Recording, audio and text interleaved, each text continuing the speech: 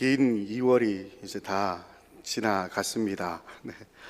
4주가 어떻게 지나갔는지 정신이 없게 이렇게 지나간 것 같은데요. 벌써 이렇게 마지막 주가 됐습니다. 그죠? 네. 그래서 너무 이렇게 좋고 또 마음이 홀가분해지려고 합니다. 네. 예. 이게 어떻게 떨어질 수 있죠? 자, 네. 예. 감사합니다. 오늘 읽은 본문의 말씀은 이제 이어지는 이야기입니다. 지난번 설교에서 조금 이어지는 그런 내용으로 오늘 본문을 이렇게 함께 정했는데요. 오늘은 주인공이 노아입니다. 노아가 주인공이 되고요. 근데 이 주인공 이야기를 하기 전에 또 우리가 이어졌던 그런 성경 본문의 족보들을 우리가 좀 더 살필 필요가 있겠다 싶습니다. 지난번 설교 때 제가 이게 막 한 단어가 생각이 안 나가지고 설교 끝나자마자 장로님이 찾아오셔서 이거 아닙니까? 저거 아닙니까?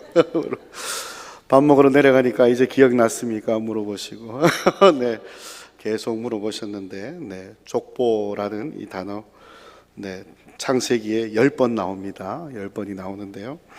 이 말은 히브리어로 톨레돗이라는 이런 말로 기록이 되어져 있습니다.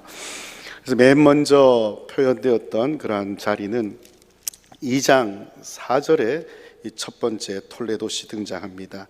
2장 4절을 혹시 앞에 찾아가 보셔서 읽어보시면 이렇게 됩니다.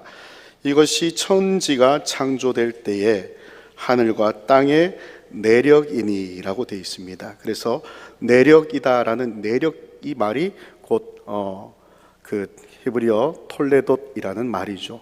이 내력이다라는 말로도 번역할 수가 있고요. 또는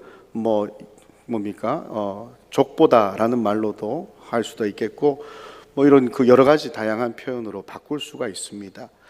요 내력이다라는 이 히브리어를 처음으로 번역한 70인역 성경에서는 얘를 이렇게 제네시스라는 말로 번역을 한 겁니다. 제네시스 많이 들어봤죠? 타고 다니는 차 이름도 제네시스가 있습니다. 요거는 이제 기원이란 뜻이죠. 그죠? 기원. 그래서 내력, 기원, 족보라는 이 모든 뜻을 가진 말이 이 톨레돗이라는 말인데요. 요게 창세기가 놀랍도록 10번 이렇게 사용하고 있고요. 요 10번이 각각 5번씩 또 나뉘어서 이렇게 우리가 볼 수 있는 구조가 생겨버렸습니다. 그것은 창세기 1장부터 11장까지가 원역사, 이 세상이 어떻게 시작되었는가라는 것을 기록하고 있는 내용인데 여기에 5번이 기록되어 있고요. 그리고 11장 마지막 부분부터 마지막 50장까지는 이스라엘 족장들의 역사가 기록된 부분들입니다. 그래서 그 부분에도 이 5번의 톨레돗이 기록이 다 되어 있습니다. 그러니까 이 창세기라는 성경 전체는 처음 이 히브리어 원어로 이렇게 보다가 보면 이 5개의 톨레돗 구조가 1부, 2부에 걸쳐서 기록이 되었구나라는 기본 뼈대를 우리가 볼 수 있을 거예요. 그 중에 오늘 제가 집중해서 봤던 것이 바로 5장에 나오는 아담의 계보입니다. 아담의 계보를 지난번 우리가 설교 시간을 통해서 잠시 살폈는데요. 족보를 우리가 볼 때 주의해서 봐야 될 부분들을 설교를 통해서 말씀을 드렸을 것 같은데요. 기억하시는 분은 아무도 안 계실 것 같습니다. 족보를 보실 때, 그죠? 누구는 누구를 낳고 몇 세를 살다가 몇 세에 죽었더라, 이런 반복되는 표현들이 있습니다. 이런 규칙적인 부분들을 우리가 잘 보시고 요 규칙을 어기고 있는, 약간 변형이 되거나 규칙대로 설명 안 되는 족보의 그런 부분들이 나타날 거예요. 거기에 좀 더 집중을 하면 족보 안에서 우리가 이 인물이 이 족보가 드러내주는 주요한 인물이겠구나라고 생각을 하시면 훨씬 좋습니다. 그래서 맨 먼저는 아담의 이야기죠. 그죠? 아담이 130세에 자기의 모양 곧 자기의 형상과 같은 아들을 낳아 이름을 셋이라 하였고 셋을 낳은 후 800년을 지내며 자녀들을 낳았으며 930세를 살고 죽었더라. 그래서 아담의 이야기가 좀 다른 사람들의 이야기에 비해서 많이 길게 표현이 됩니다. 거기에서 강조되는 게 뭡니까? 자기 형상을 닮은 아들을 낳은 것이죠. 그죠? 그래서 아담이 아들 셋을 낳은 것은 자기 형상을 닮은 아들을 낳았다라는 말이 되고, 요걸 조금 더 앞으로 거슬러 올라가 보면 아담 역시도 누구의 형상을 닮아 빚어진 존재입니까? 하나님의 형상을 닮아 빚어진 태어난 존재이기 때문에 누가 아버지인가라는 이야기를 명확히 하고 있습니다.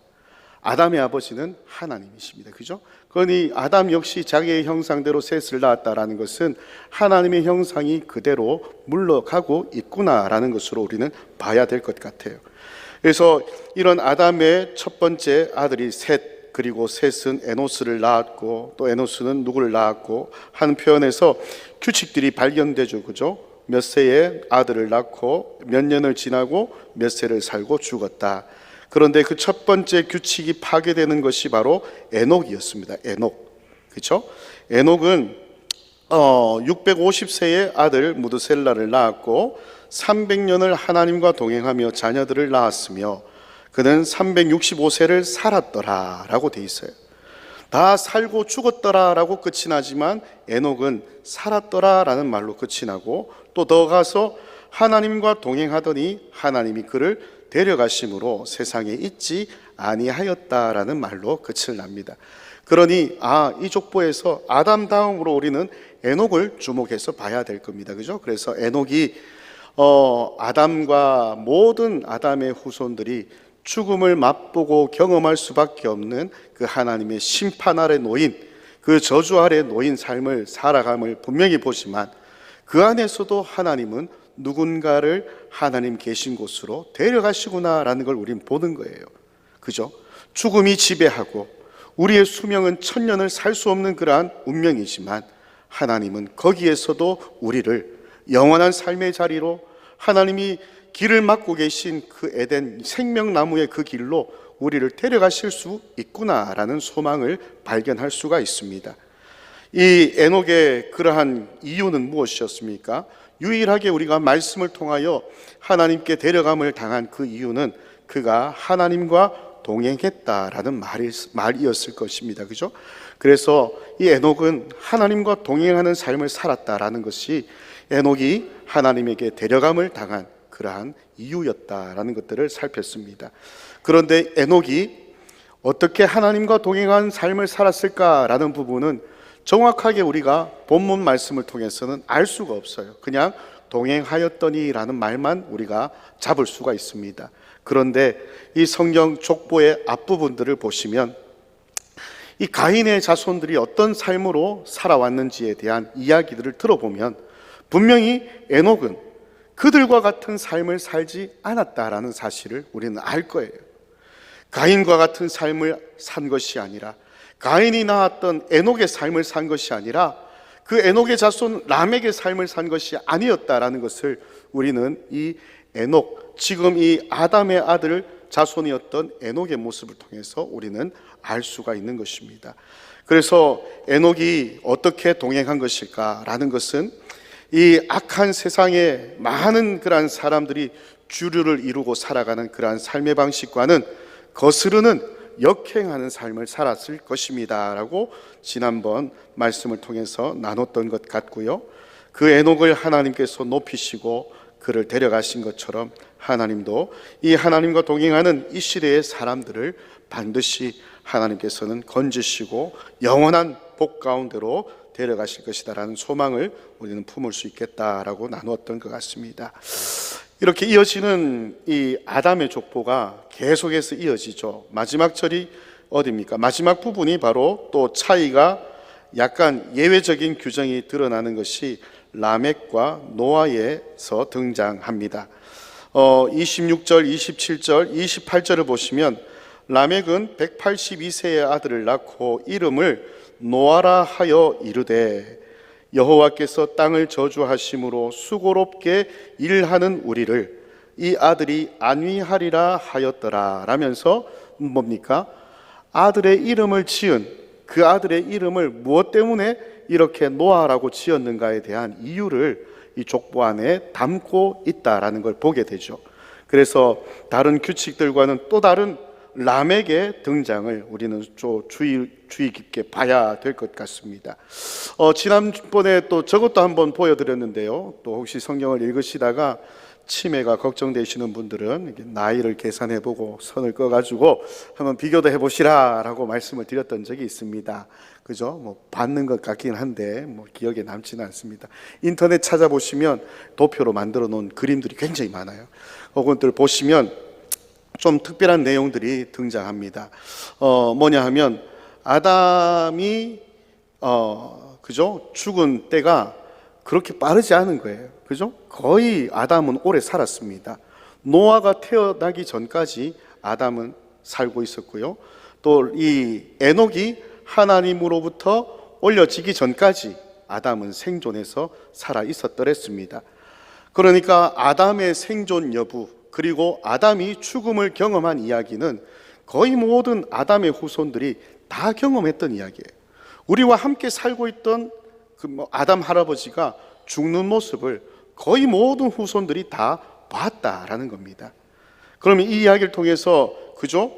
하나님께서 정말 이 에덴 동산 가운데 이렇게 추방하시고 너희가 하나님이 명령하신 먹지 말라 명령하셨던 그 실과를 먹는 날에 반드시 죽는다라는 그 하나님의 말씀이 어떤 것인지 다 경험했다라는 거예요.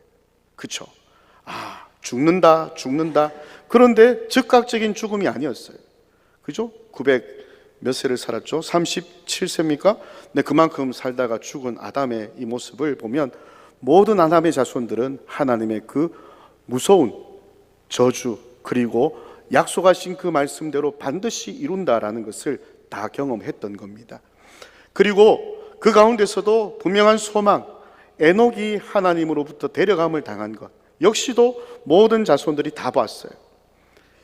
그죠? 그러니 우리가 하나님의 그 저주 아래 죽음을 겪을 수밖에 없는 존재지만 하나님은 그럼에도 불구하고 하나님이 데려가심을 받는 자들도 반드시 있겠구나라는 소망도 다 경험한 겁니다.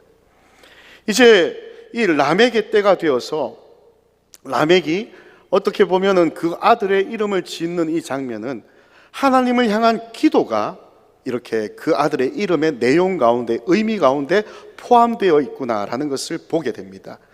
이 29절 말씀을 더 한번 보면 이런 거예요. 여호와께서 땅을 저주하심으로 라고 합니다.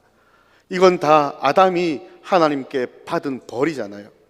아담뿐만 아니라 모든 아담의 자손들이 이 땅을 저주하신 하나님으로 인하여 땅으로부터 수고하고 뭡니까 이렇게 그렇게 고생하며 땀에 이마에 땀을 흘리며 일하는 우리들의 한계, 우리들의 모습을 그대로 적나라하게 고백하고 있다라는 것입니다. 땅의 저주를 받아 하나님 앞에 무서운 벌을 받고 있는 우리에게 하나님께서 무엇을 주시기를 기도합니까? 안위함을 주시도록, 안식을 주시도록 기도하는 것입니다. 그러니 노아를 낳고 노아에게 노아의 이름을 부르는 이 라멕의 기도는 무슨 기도가 포함되었다는 거예요? 하나님께서 수고롭게 일하는 우리들에게 다시 한번 하나님의 안식을 경험할 수 있게 해달라고 하는 그러한 기도의 내용입니다. 이 안식은 하나님이 창조하신 이후에 제7일째 하나님만 누리신 안식이 아니었죠. 하나님 만드신 모든 피조 세계가 함께 누렸던 하나님의 안식이었습니다. 그 안식을 지금 라멕은 그렇게 부르짖고 하나님 앞에 기도하고 있습니다. 또 라멕에 대해서 우리가 주의해서 볼 것이 31절입니다. 라멕이 최종적으로 살고 죽은 그러한 나이가 몇 세죠? 777세이죠. 777. 단지 숫자가 좋아서 행운의 숫자겠지 이것만 보시지 말고요. 777이라는 이 의미가 분명히 있을 것 같아요. 맨 처음 7은 가인에게서 우리가 볼 수 있잖아요. 가인이 아울을 죽이고 나서 하나님께서 가인을 찾으셨잖아요. 그리고 땅으로부터 너는 유리하는 자가 되고 땅이 너로 하여금 아벨의 피를 그죠? 받아서 땅이 호소하는 그 소리를 하나님 들으시고 땅으로부터 저주받은 삶을 사는 게 가인이었습니다. 그런데 가인이 하나님께 그 벌이 너무 무겁고 중하다라며 하나님께 은혜를 구하죠. 그래서 하나님이 가인을 해하는 자에게 하나님은 가인에게 내린 벌보다 7배를 내리겠다라고 말씀하셨죠. 이 말은 벌 중에 있는, 저주 중에 있는 가인도 하나님이 벌 보고 계시고 지키고 계신다라는 하나님의 은혜를 말할 거예요. 7이라는 첫 번째 7은. 그런데 가인의 자손들 중에 라멕이라는 사람, 다 알죠, 그죠? 라멕. 이 노아의 아버지 말고 가인의 자손 라멕도 있습니다. 이 라멕은 처음으로 2 아내를 얻은 사람이었고요. 이 라멕도 3명의 아들을 낳았습니다. 3명의 아들 다 알죠? 네. 알 거예요. 네, 3명의 아들을 낳았습니다. 그 아들들이 다 어떤 사람들이 됩니까? 문명을 이루는 조상들이 됩니다. 목축하는 사람의 조상, 그리고 온갖 악기로 뭡니까? 예능을 담당하는 조상, 또 온갖 동철을 가지고 신기한 것들을 만들어내는 사람들의 조상이 됩니다. 그러면서 라멕은 이야기하잖아요. 아내들이여 들으라. 가인을 위하여 벌이 7배일진데 라멕을 위하여는 벌이 몇 배라고요? 77배라고 이야기합니다. 이 7을 라멕은 77이라는 숫자로 다시 뻥튀기를 시켰어요. 이건 뭡니까? 하나님께서 이 가인을 지켜주시는 그 인자, 그 자비, 그리고 가인을 이길 어떤 사람보다 하나님 내리실 벌이 7배라면 그 하나님 내릴 벌보다 내가 그 사람에게 갚을 그러한 능력이 더 크다라는 이야기예요. 하나님은 고작 가인을 위하여 7배의 벌을 내리겠지만 나는 누구든 나를 해하는 사람이 있으면 77배로 갚겠다라는 표현입니다. 이게 뭡니까? 하나님의 그러한 권위, 하나님의 엄위, 하심, 아무것도 소용이 없는 거예요. 자기 자신만이 유일한 이 세상에서의 최고 강자라고 이렇게 자만한 인간의 모습을 이 77이라는 숫자를 드러내고 있는 겁니다. 그렇지만 오늘 라멕의 이 숫자 777은 어떻습니까? 노아라는 그 이름을 지으며 하나님께 기도하는 그의 마음의 근원에는 무엇이요? 라멕이 자랑하는 그 77이라는 인간의 교만보다도 더 크신 하나님의 긍휼을 기원하고 있는 거예요. 하나님, 가인에게는 7배의 벌을, 아니 라멕은 77배로 갚겠다라고 하지만 라멕의 이 수명을 통하여 하나님 보여주시는 것은 그 모든 것을 덮어내고 그 모든 것을 아무것도 아닌 것으로 만들어버릴 하나님의 은혜가 얼마나 클지에 대한 그러한 상징의 수가 바로 777세라는 사실인 것입니다. 그러니 왜 이름이 같을까? 왜 이름이 중복될까? 여기에는 이러한 분명한 사인이 있다라는 것입니다. 이렇듯 라멕이 낳은 그 아들은 바로 노아입니다. 노아. 라멕이 노아를 낳았고요. 770세에 살고 죽었고 마지막 5장 32절은 노아의 이야기가 기록됩니다. 노아도 다른 사람들의 족보처럼 기록되지 아니하고 낳은 아들 3명의 이름을 낳았다라는 말로 이 족보가 끝이 나는 것처럼 보입니다. 그죠?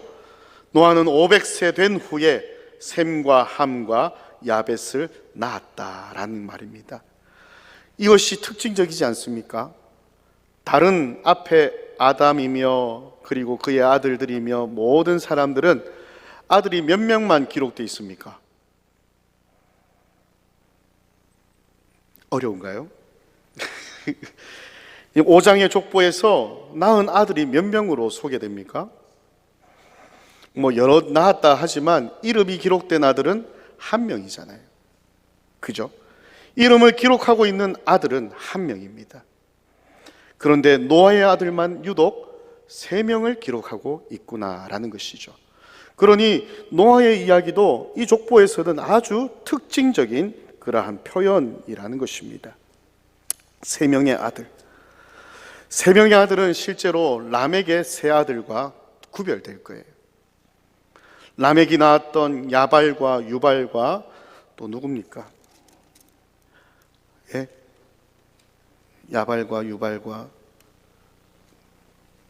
제가 찾겠습니다. 네. 두발가인이죠. 두발가인. 이 세 아들의 이름이 역시 라멕의 아들 이름으로도 거론되어 있죠. 그런데 우리가 잘 아는 한 사람이 또 있습니다. 세 아들을 기록하고 있는 사람, 아담입니다. 아담의 아들은 첫째가 가인, 그리고 아벨, 그리고 아벨이 죽은 후에 아벨을 대신하여 낳았던 셋, 세 명의 아들이죠.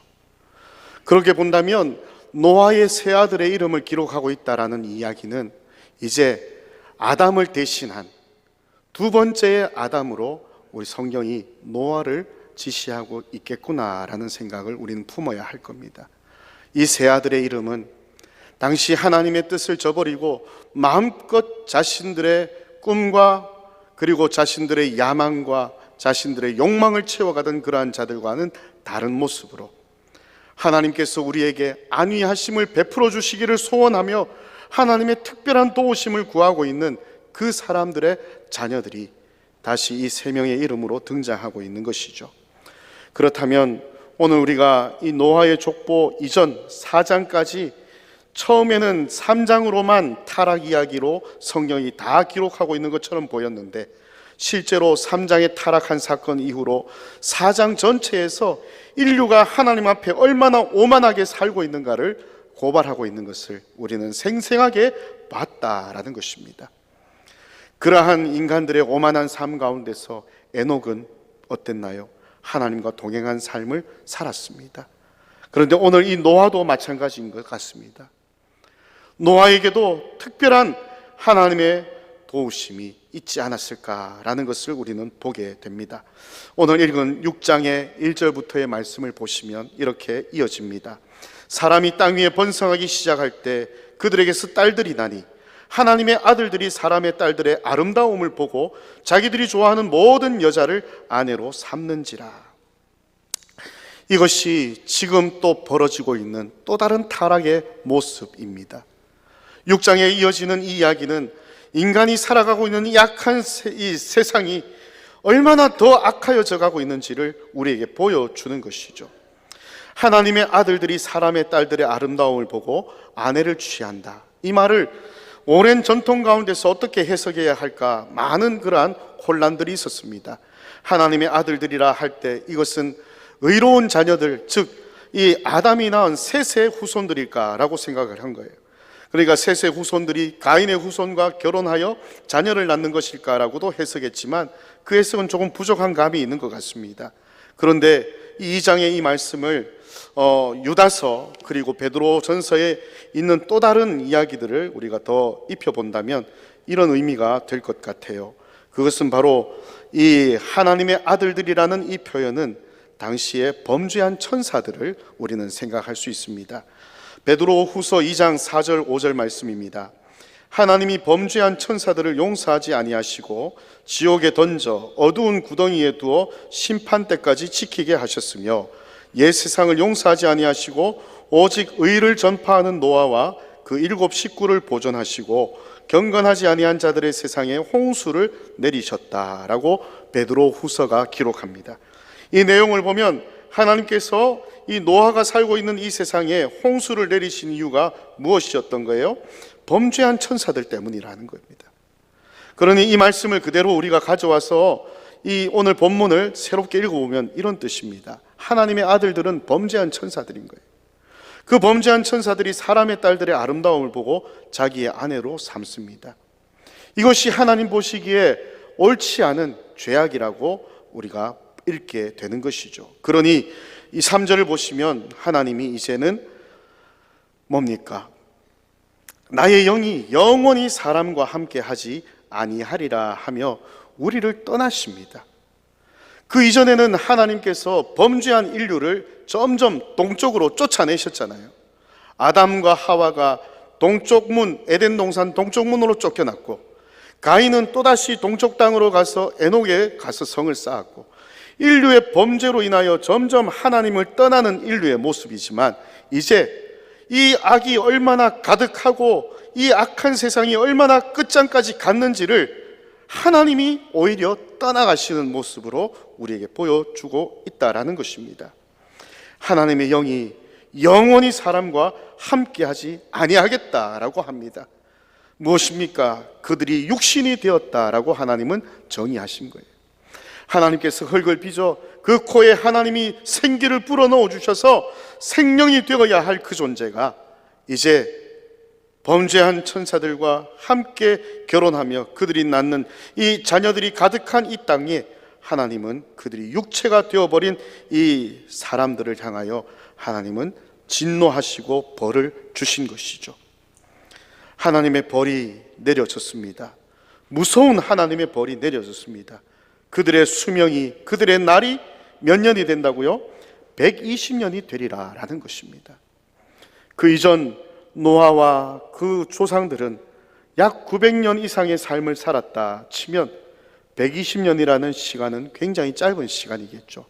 그러니 우리의 인생의 수명이 점점 줄어드는 이것은 하나님이 이 땅에 존재하는 우리 인류의 범죄로 인한 하나님의 심판의 결과란 것입니다. 그런데 이 120년 안에는 특별한 뜻이 포함될 것 같습니다. 뭐냐 하면 하나님은 그렇게 무서운 벌을 내리심에도 불구하고 벌을 내리시면서까지도 뭡니까? 유예를 해주시는 거예요. 120년은 길지 않습니까? 그죠? 그냥 다 진멸하여 사라져 버려 없어질지라도 괜찮은데도 불구하고 하나님은 그들에게 120년의 그러한 인생의 유예를 허락해 주시는 것이죠. 그런 후에도 땅에는 네피림이 등장하고 그들이 용사로 명성 있는 사람들로 살아가는 이 세상, 하나님은 도저히 그대로 참으실 수가 없습니다. 마지막 하나님 내리신 최종적인 결심은 땅 위에 사람 지으셨음을 한탄하시고 이 땅에 창조한 사람을 하나님이 지면에서 쓸어버리시는 홍수입니다. 이 홍수는 하나님이 지으신 창조 세계를 뒤엎어버리는 그러한 하나님의 전면적인 재계획입니다. 하나님의 속성을 이야기하면서 하나님은 후회하시는 분이 아니어야 되잖아요. 그런데 오늘 보십시오. 하나님은 한탄하시고 후회하고 계십니다. 내가 왜 사람을 지었을까? 그렇지만 그 안에 한 사람은 하나님의 특별하신 은혜를 입었더라고 소개합니다. 8절 말씀. 그러나 노아는 여호와께 은혜를 입었더라라고 합니다. 모든 세상의 사람들이 다 쓸어버림을 당하여 이 땅에 사라져야 할 존재지만 하나님은 최초의 남은 자 노아를 보신 것입니다. 그 노아를 보시며 하나님은 은혜를 떠올립니다. 그를 향하여 하나님은 그에게 주실 하나님의 은혜를 베풀기를 원하십니다. 노아가 여호와께 은혜를 입었던 이유가 무엇이었을까요?